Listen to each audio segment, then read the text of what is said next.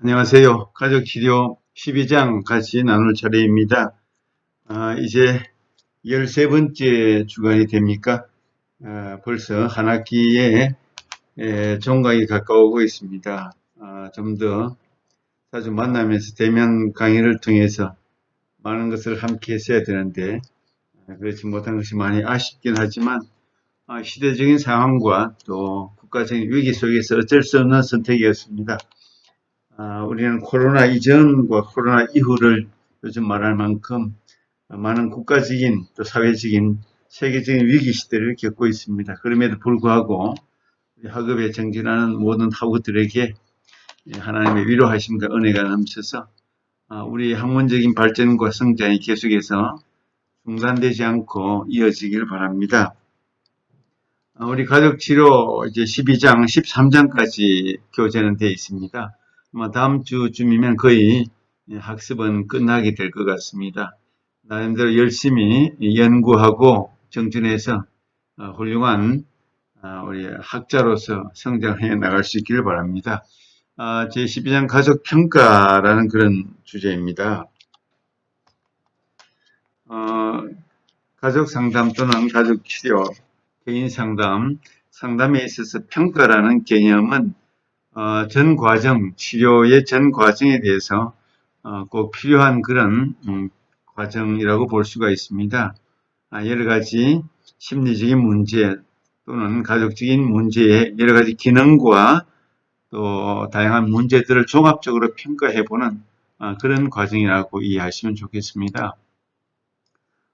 패밀리 어세스먼트 평가라고 그렇게 했는데 우리는 전체를 볼 수 있는 눈, 말하자면 우리가 나무 하나하나를 볼 수도 있지만 숲의 전체를 볼 수도 있습니다. 하나하나도 세밀하게 관찰하고 또 평가하고 진단하고 보아야 되지만 전체를 보는 눈이 있을 때 방향을 잡고 목표를 잡고 또 성장의 어떤 지향점을 찾아서 나갈 수가 있을 것입니다. 그런 차원에 있어서 우리 평가라는 개념을 좀 더 세밀하게 살펴보았으면 합니다. 가족 평가의 개념이라고 했는데 패밀리 어세스먼트 평가, 치료의 전 과정에서 꼭 필수적인 한 작업이라고 볼 수가 있다는 거죠. 가족을 진단하고 또 가족이 어떤 가족인가, 핵가족인가 대가족인가, 원가족의 상태는 어떠한가, 또 증상이나 문제가 있을 때 장애 정도가 심각한가, 또 그렇지 않은가, 여러 가지 관점에서 진단하고 평가하는 것이 객관적이고 주관적이고 또 질적이고 양적이고 다양하게 평가할 수가 있겠죠. 가족을 진단하고 평가해서 측정하는 그런 일련의 종합적인 행위를 우리가 가족 평가다, 상담에 대한 평가다 그렇게 얘기합니다. 상담이 결국 목표를 달성하고 가족의 어떤 문제 해결과 성장을 도모하는 데 있어서 전체적인 시각, 전체적인 관점을 평가할 수 있는 그런 개념이 평가의 개념이다. 그렇게 볼 수 있겠죠. 가족을 하나의 단위로 보고 가족 치료는 개인이 단위가 아니고 가족, 패밀리가 시스템으로 단위로 보는 그런 관점이죠. 그래서 가족 내부 또는 외부 체계에 대해서 어떤 관점에서 바라보느냐, 어떤 이론으로 바라보느냐, 이 종합적으로 치료가 잘 되었느냐, 효과가 있었느냐 이런 것을 종합적으로 보는 것이죠. 그리고 이들 간의 상호작용 파악을 위해서 자료를 수집하고 분석하고 종합하는 것, 자료를 수집하고 분석하고 종합하는 것, 이런 것이 이제 평가의 개념이라고 보는 것이죠. 가족에 대한 개입을 계획하는 일련의 과정, 가족 상담, 가족 치료를 어떻게 할 것인가, 목표를 어떻게 세울 것인가, 몇 차례를 만나면 좋을 것인가, 효과적인 목표 달성을 위해서는 어떻게 접근해야 할 것인가, 또 이 가족의 심층적인 문제, 원가족과의 문제는 무엇인가, 어떤 이론을 가지고 접근하면 좋겠는가, 이런 것들이 종합적으로 치료의 개념, 평가의 개념 속에 담겨 있는 것입니다. 가족 문제와 가족의 구조, 또 관계 유형, 가족의 구조가 어떤 형태로 되어 있는가, 또 부모와 또 자녀와의 관계는 어떠한가, 부부간의 관계 구조는 어떠한가, 또 경계선이 튼튼한가, 너무 유연한가, 혼란스러운가, 이런 종합적인 문제를 볼 수도 있겠죠. 가족과 외부 체계와의 상호작용은 너무 융통성이 없다, 경직돼 있다, 아주 산만하다, 여러 가지 외부 체계와의 상호작용도 그 가족만이 갖고 있는 독특한 가족 문화, 가족의 맥락 속에서 볼 수가 있겠죠. 가족의 강점, 문제 해결을 위한 자원, 내담자 가족의 문제 해결에 대한 동기, 문제 해결을 위한 상담에 찾아왔지만 내담자 가족들이 우리 이대로 좋다, 변화된 것을 싫어한다라고 하면 동기가 없는 것이죠.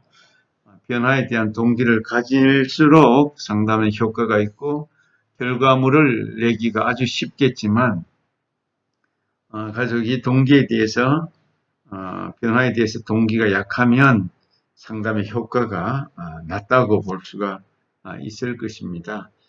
그런 차원에서 우리는 끊임없이 새로운 각도에서 새로운 관점을 가지고 가족을 끊임없이 변화의 어떤 동기를 부여하는 상담자, 치료자가 될 수 있도록 격려하고 이끌어가야 할 것입니다. 그 다음에 이제 가족 평가에 대해서 이제 몇 가지 구체적인 주제를 보면 가족 평가가 쉬운 문제는 아니다. 가족 평가, 가족마다 독특성이 있고 가족마다 어떤 문제를 갖고 있기 때문에 동일한 어떤 틀에 집어넣어서 쉽게 평가할 문제는 아니다. 가족마다 복잡한 그런 복합성이 있다. 가족마다 다 다르죠. 가족이라는 이름은 붙고 있지만 우리나라 수백만, 수천만의 가족이 있어도 다 다르죠. 똑같은 가족. 3인 가족, 2인 가족, 5인 가족, 1인 가족이라고 해도 다 성격이 다르고 또 내용이 다르고 가족의 문화가 다르고 가족의 행복도가 다르고 가족의 문제가 다르고 다 다르죠. 개인이 다른 것처럼 가족도 다르죠. 그래서 가족은 둘 이상의 구성원이 끊임없이 외부 체계와 상호작용하며 여러 고유한 요소를 가지고 있기 때문에 통합적인 평가가 필요한데 이것이 어려운 작업일 수밖에 없습니다.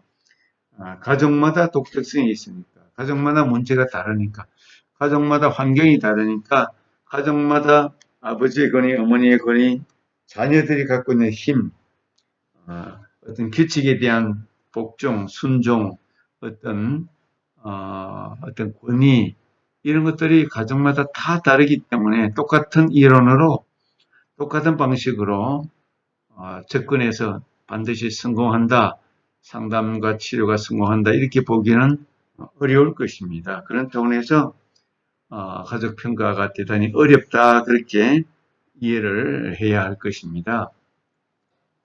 또 평가 철학적 근거라고 했는데 오늘날 시대가 모더니즘과 포스트 모더니즘, 오늘날은 포스트 모더니즘 그 이후에 또 세상을 우리가 21세기 살아가고 있습니다. 19세기에서 20세기 초반에 흐렸던 이 모더니즘, 뭔가 절대적인 권위가 있고 질서가 있고 옳고 그름에 대한 기준이 분명했던 모더니즘과 포스트 모더니즘은 모든 것이 무너지고 내가 옳다고 하면 옳고 너와 나 사이에 어떤 의미를 부여하면 그것이 의미가 되고 하는 모더니즘과 포스트 모더니즘의 이 철학적 입장 차이가 이제 많이 있기 때문에 그래서 전문가와 내담자 자기들이 옳다고 하면 포스트 모더니즘에서는 내담자가 옳다고 하면 내담자가 옳은 것이 되고 전문가가 또 평가할 때는 전문가의 평가가 옳은 것이 될 수도 있고 그래서 내담자가 존중하는 그런 추세를 이제 많이 강조해 왔던 것이 포스트 모더니즘 세계인데 오늘날 21세기가 오면서 또 새로운 어떤 사조들이 끊임없이 발견되고 나타나고 또 등장하고 그렇게 될 것입니다. 그래서 이런 흐름, 시대적인 사수의 흐름은 역사에 따라 시대에 따라 자꾸 변화되는데 뭔가 절대적인 것이 없다. 이론이라는 것은 절대적인 것이 없다 하고 우리가 보는 거죠. 그래서 철학적 근거에 사수의 근거에서 가족 치료도 평가가 다양하게 나타날 수가 있다. 과거에는 옳지 않았는데 지금은 볼 때 옳다 이렇게 말할 수도 있는 거죠. 과거에는 가족이 건강치 않다 했는데 지금 볼 때 그 가족이 건강하다 이렇게 어떤 철학적인 시대적인 문화적인 흐름에 따라서 다르게 평가할 수도 있기 때문에 그래서 평가에 어려움이 따른다 그렇게 보는 거죠. 그 다음에 평가의 단위 및 정보를 얻는 방법. 가족을 평가하는데 단위를 어떻게 보느냐 또 정보를 어떻게 얻느냐 그에 따라서 다양하게 평가의 내용이 달라질 수가 있겠죠.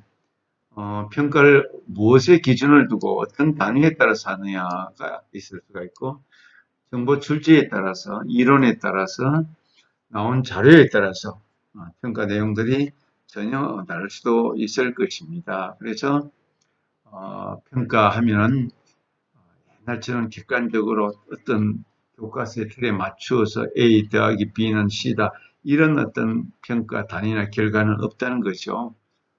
다양하게 여러 가지 다양성을 가지고 우리가 관점을 가지고 바라볼 수 있어야 되겠다는 것입니다. 가족 치료 모델에 따른 평가의 차이점, 관점의 차이점이 있죠. 치료 모델이 뭐 우리 적어도 6개, 7개, 8개 쭉 있는데 보는 관점에 따라서 가족을 바라보는 관점에 따라서 전혀 다른 시각으로 볼 수가 있습니다. 그래서 치료자가 선호하는 가족 치료 모델에 따라서 평가의 초점이 다를 수가 있겠죠. 구조주의가 다르고 전략주의가 다르고 경험주의가 다르고 대상관계 이론의 관점이 다르고 행동주의 관점이 다르고 후기 치료 이론에 따라서 이야기 치료, 해결 중심 치료 뭐 이런 것들이 다 관점에 따라서 전혀 시각과 바라보는 어떤 틀이 다른 것이죠. 그래서 전체적인 가족에 대한 평가도 다른 결과로 나타날 수가 있다는 거죠. 가족들을 관찰하고 그들의 상호작용을 통해서 임상적인 판단을 내리는 점은 공통적이다. 뭐 그렇게 볼 수가 있습니다. 어쨌든 가족에 대한 평가가 다양성이 있고 관점이 다르고 가족이 또한 복잡하고 또 여러 가지 시대적인 흐름이 또 다르기 때문에 평가를 단일하게 단순하게 하기는 어렵다. 그렇게 이해하시면 좋겠습니다. 가족평가 과정 및 항목에서 이제 전반적으로 가족평가를 전체적으로 할 때 초기 단계의 평가, 또 중기 단계의 평가, 마지막 종결, 이제 결론을 맺을 때의 어떤 평가가 있을 수가 있다는 거죠. 가족 치료의 초기 단계에서 볼 수 있는 평가를 보면 가족이 먼저 제시했던 문제는 무엇이었는가, 문제를 어떻게 바라보고 어떻게 결론을 내리는가, 그 문제에 대해서 해결책이 있는가, 다양하게 바라보는 평가 과정이 있겠죠. 가족 치료를 어떻게 의뢰하게 되었는가, 어떻게 상담실에 왔는가. 가족의 발달 초기 단계는 발달과 어떤 과제가 있었고 그 과업을 어떻게 수행하게 되었는가 이렇게 바라볼 수도 있고 가족은 문제 해결을 위해서 어떻게 시도들을 감당했던가 또 현재 가족이 갖고 있는 장단점, 강점, 잘할 수 있는 것들, 자원들 이런 것들은 무엇이었는가 이런 것들을 초기에 많이 평가 항목으로 삼을 수가 있겠고요. 문제가 유지되는데 문제를 풀지 않으려고 하고 그대로 유지하는데 가족원들의 역할은 어땠는가? 서로가 병적으로 고착되어 있지 않는가? 병적으로 연동적인 관계 속에서 문제를 풀지 않으려고 오히려 고착되어 있지 않았는가? 그런 면도 있겠고요. 약물 및 알코올 중독 그런 문제가 있는가? 가정폭력, 성학대, 혼외관계에 문제가 있는가? 이런 문제들이 있으면 훨씬 더 가족 문제는 심각하고 해결이 어려운 난문제로 들어갈 수도 있겠죠. 그런 것을 평가해 보는 것입니다. 어려운 문제다. 어려운 해결책을 제시하기 쉽지 않다. 가족의 성역할 가족 구조는 어떠한가 그런 것들도 평가해 보고 의사소통 유형은 건강한가 어느 한쪽으로 치우쳐 있는가 누가 주도적으로 힘을 발휘하는가 뭐 이런 것을 볼 수가 있겠고 가족 문제에 대한 치료자의 가설은 어떠한가? 가족 문제에 대해서 치료자는 어떤 이론을 가지고 접근하고 어떤 목표를 세우고 또 단기적으로 장기적으로 어떻게 할 것인가 이런 거에 대해서 생각해 볼 수가 있겠죠. 중기 단계에서는 문제에 대한 개인의 책임감이 인식되었는가, 가족 개인의 어떤 책임감이 서로에게 부여되어 있고 책임감을 느끼고 있는가 그런 것을 확인해 보고, 가족의 상호 이해, 상호 이해는 누구누구의 책임이다, 아빠의 책임이다, 엄마의 책임이다, 자녀의 책임이다. 그렇게만 투사해 버리면 문제가 더 어렵지만 나에게도 문제가 있고 누구에게도 문제가 있고 함께 문제가 있구나 이렇게 상호 이해가 되면 훨씬 더 쉬울 수도 있을 것입니다. 치료가 정체되어 있지는 않았는가, 치료에서 피하고 싶은 어려운 관계나 개인도 있는가, 가족 구조 안에서 피하고 싶은 아주 힘든 문제, 만나고 싶지 않은 가족 구성원이 있는가, 서로 피하는 관계가 있는가, 이런 것들을 좀 더 심층적으로 살펴볼 수가 있을 것이고, 그 다음에 대화 주체 선택에서 치료자가 지나치게 개입하고 있지는 않았는가, 치료자가 너무 주도적으로 움직이면서 가족은 피동적으로 움직이는 것은 아닌가, 이런 것들도 중기 단계에서 가족 치료가 잘 진행되고 또 원활하게 목표를 향해서 진행하고 있는가를 찾아볼 필요가 있다는 것이죠. 치료자가 특정 가족원의 역할, 아내의 역할, 어떤 특정한 자녀, IP 등을 맡고 있지는 않는가, 치료자가 어떤 주관성이 개입이 되어서 누구를 긍휼히 여기고 불쌍히 여기서 누구 하나만 감싸고 있지는 않는가. 그렇게 되면 전체적인 치료의 역동성이 일어나기가 어렵게 되고 가족 치료가 실패로 끝날 가능성도 많이 제기된다는 것이죠.